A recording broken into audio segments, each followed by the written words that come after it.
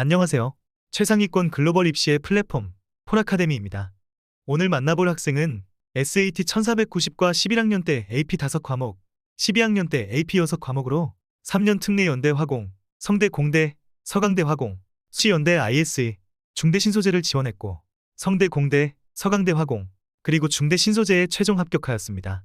이리 재외국민 전형으로 한국 명문 공대 입시를 목표로 하는 학생과 학부모님께 큰 도움이 되길 바랍니다. 저는 유학 가기 1년 전인 초등학교 4학년 때 매일 학원을 다니며 영어 공부를 했습니다. 1년 뒤 유학을 가고 나서는 의사소통이 원활하지는 않았지만 초등학생이었기 때문에 외국인 친구들과 별다른 말 없이 자연스럽게 친해질 수 있었습니다.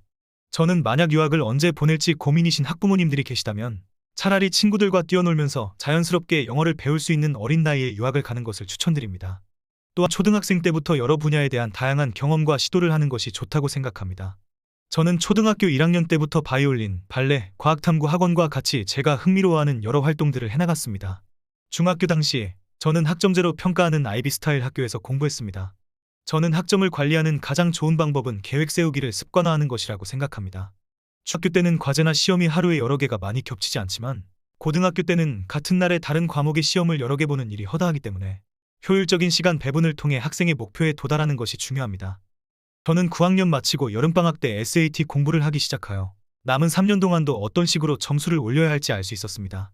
이는 제가 고등학교 2에서 3학년 동안 AP에 대부분의 시간을 투자했음에도 불구하고 어느 정도 괜찮은 점수로 SAT를 마무리할 수 있었던 이유였던 것 같습니다. 진로의 경우 저는 이과 진학을 선택했습니다. 저는 중학교 동안 언어에 큰 재능이 없다는 것을 알았고 수학과 과학에서 점수가 좋았기 때문에 객관적인 지표로 제가 이과 성향인 것을 판단할 수 있었습니다. 학교 정책상 10학년 때 과탐 과목을 여러 개 수강할 수 없었기에 저는 10학년부터 독학으로 AP 과탐 과목을 무리해서 하는 것보다는 GPA를 4.0 가까이 유지하는 것을 목표로 하였습니다. 본인의 학교가 저처럼 11학년부터 AP 과목을 들을 수 있는 경우 교내활동과 내신에 집중하시되 지적분을 따로 공부하여 11학년, 12학년 때 AP 과학 과목에 집중할 수 있도록 하는 걸 추천합니다. 저의 학교에는 제가 전공하고자 했던 화학공학과 직접적인 연관이 있는 교내 클럽이 없었기 때문에 학교 선배들과 함께 친환경 에너지 전지에 관련된 자료들을 찾아보며 동아리 신설 준비를 하였습니다. 이렇게 새로 신설된 동아리에서는 여러 전지들에 대한 조사 및 실험을 중심으로 한 활동들을 하였습니다. 7학년 때는 새롭게 신설된 친환경 에너지 동아리의 회장까지 맡을 수 있었습니다. 11학년 때는 칼큘러스 BC, 미시, 거시경제, 생물학 그리고 중국어 이렇게 총 5개의 AP 과목을 들었습니다. 12학년 때는 AP 물리 3과목, 통계학, 심리학 그리고 화학 이렇게 총 6개의 AP 과목을 들었습니다. 전 문이과 과목을 골고루 들음으로써 대학교의 융합적 인재임을 강조하고 싶었기 때문에 경제학이나 심리학 같은 과목들도 수강하였습니다.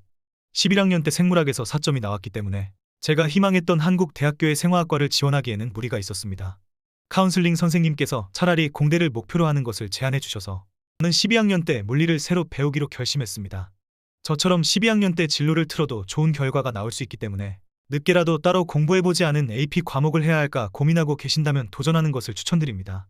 11학년을 1440점으로 마친 저는 12학년 3월 시험으로 1500점을 넘으려는 계획을 갖고 있었지만 코로나로 인해 시험이 취소되는 바람에 저의 계획은 무산되었습니다.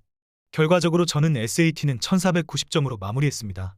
가능하면 10학년 때 점수를 1400점대 중후반으로 끌어올리고 11학년 때쯤에 점수를 만드는 것을 추천합니다. 한국 입시를 선택한 우선적인 이유는 제가 미국 국적자가 아니기 때문에 해외에서 공부한 경험이 있는 저로서는 한국에서 국제적인 일을 하고 싶었기 때문입니다. 또한 미국 대학 진학 후 한국에서 다시 정착하는 것은 어려울 것이라고 생각해 한국 대학교에 진학하는 것을 목표로 공부하게 되었습니다. 저는 연세대학교 화학과, 성균관대학교 공학계열, 그리고 서강대학교 화학공학과에 3년 특례로 지원해서 결과적으로 성대와 서강대에는 최종 합격하였고 연세대학교는 1차 합격 이후 면접에서 떨어졌습니다. 연세대학교의 경우 동영상 업로드 방식으로 면접이 진행되었기 때문에 2차 심사에서는 면접보다 서류의 비중이 더 커진 것으로 보입니다. 따라서 1차 합격에도 불구하고 SAT 성적에서 밀려서 탈락한 것으로 보입니다. 이상으로 3년 특례로 한국 명문 공대 간 학생이 알려주는 입시 로드맵을 마치겠습니다. 보다 더 자세한 이야기는 폴아카데미 블로그에서 확인하실 수 있습니다. 감사합니다.